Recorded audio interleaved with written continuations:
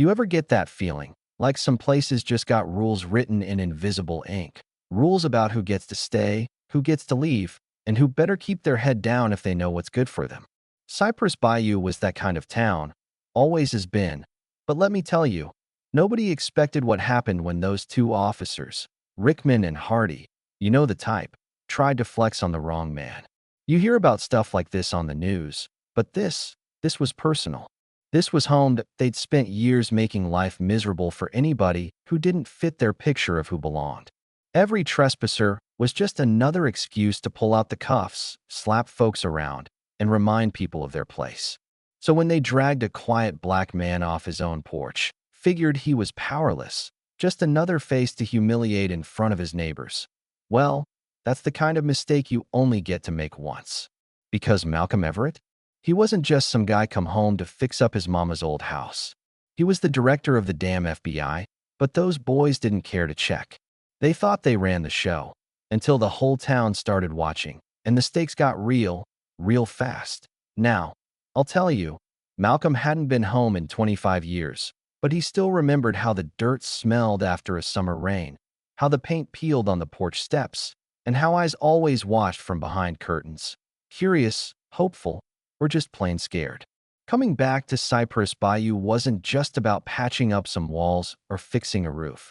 It was about facing ghosts and, maybe, shaking loose the dirt that had settled over his people's memories for too long. He hadn't even unpacked his bag when Mrs. Edna Willis, queen of the block and unofficial historian, was at his door, her silver hair shining in the sun, her voice wrapped in that mix of love and warning only elders can pull off. "Things changed, Malcolm," she said, eyes flicking toward the street. "These new police, they ain't here to protect us. Folks disappear, houses get snatched. Always a reason, always a paper trail, but never the truth." You could see the fear in her hands as she gripped her cane. And you could see the way Malcolm's jaw tightened, that old fire lighting up behind his calm eyes. But Rickman and Hardy, they didn't know any of that. They just saw a black man with a nice car and a trench coat, wiping down the house number like he owned the place. When they pulled up, badges shining, hands already on their belts, you could tell they were itching for a show. "Suspicious activity," they said, voices all sharp edges and fake authority. "Let's see some ID." The neighbors started coming out, phones in hand, some just hoping for the best, some expecting the worst. Malcolm stayed calm, voice steady as a river, explaining that he owned the house, inherited from his parents, deed in the drawer. But that wasn't what they wanted to hear. Next thing you know, Rickman's got him face down on the wall, cuffs biting into his wrists, Hardy laughing like it's all some kind of joke. "Stop resisting." The oldest lie in the book, but everyone could see the truth. He wasn't resisting, he was standing his ground, even if it meant eating paint and swallowing his pride. Mrs. Willis came out, voice shaking but strong, shouting at the cops to leave him alone. "That's Dr. Everett, you fools." But they shoved Malcolm down the steps, into the back of the cruiser, leaving his neighbors torn between filming and hiding, between hope and terror. The ride to the station was a slow bleed. Rickman running his mouth, Hardy writing up lies for the report, trying to teach City Slicker a lesson. Inside the station, the farce continued.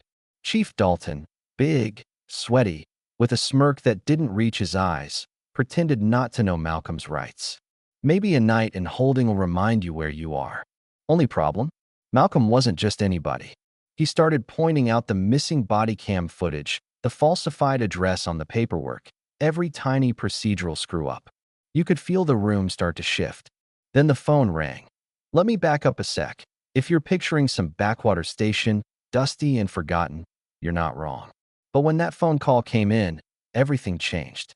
Chief Dalton turned white as a ghost, hands shaking. The FBI director's calling. The attorney general's on the line. The whole weight of the system comes crashing down, and suddenly, the men who thought they ran Cypress Bayou are looking over their shoulders. Rickman and Hardy, tough guys just a minute ago, are about to be suspended on live TV. Cameras flashing, the press outside, the balance of power flipping so fast it made your head spin. Malcolm got a police escort home, not in cuffs this time, but with State Trooper Williams. Young, black, The kind of officer who gives you hope, saluting him with real respect. Word spread fast. They tried the wrong one. Neighbors stopped by with food and stories, the kind that build community and break silence. For a moment, hope flickered on those old streets. But you know what they say? Systems don't go quietly. That night, while the town celebrated, Malcolm's home was torn apart. Files trashed, photos smashed, a threatening note left behind. Leave or else. And when he found the listening device, a bug tucked under the couch, sophisticated, government level, he knew this wasn't just about property lines or bruised egos. Someone wanted him scared. Someone wanted him gone. Twist of fate. Right then, a brick came crashing through the window. Malcolm chased the masked figure across lawns, his training turning fear into focus, but the shadow vanished into the dark. Cops showed up slow and uninterested. Probably just kids, they said, not even pretending to help. But Anita Rhodes, councilwoman, old friend, fighter, she showed up with a list of names. People marked for removal, their lives upended, their homes taken for the profit of a handful of men at the top. They'll keep coming, she warned, eyes fierce and scared. But I'm done running, Malcolm replied. Let's drag them into the light. From there, it was a race, piecing together evidence, fighting a system with deep roots. With Anita and young reporter Corey Johnson digging through files, they found forgeries, fraudulent deeds, and signatures of dead homeowners still turning up on transfer documents. Every stone they turned over revealed another connection. Judges, bankers, city officials, all linked by greed and corruption. And just as they were closing in, the retaliation hit.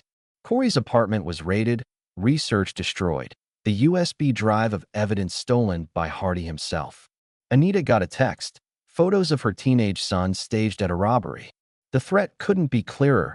Back off, or your family pays. Cops arrested Corey on bogus charges, ground his journalist's notebook into the pavement, dared anybody to fight back. But you know what I mean. Truth, once it gets loose, has a way of spreading. Malcolm called his old FBI partner, Agent Shun, and set a task force in motion.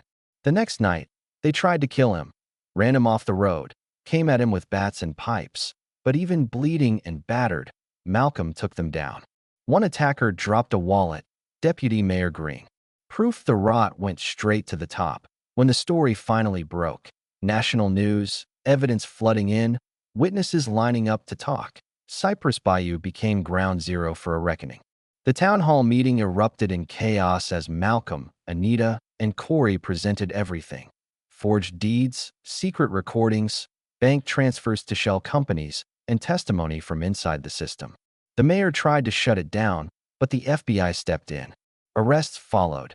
Chief, Mayor, Rickman, Hardy, all dragged into the daylight they'd spent years hiding from.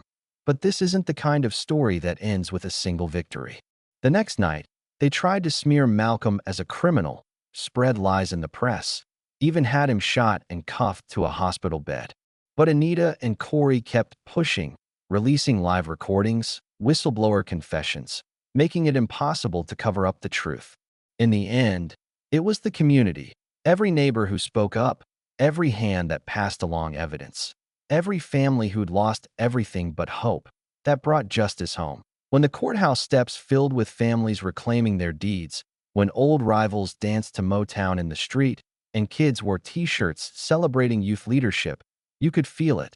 The tide had shifted. Mrs. Willis hugged Malcolm, tears in her eyes, and said, "We just needed someone to remind us we're strong."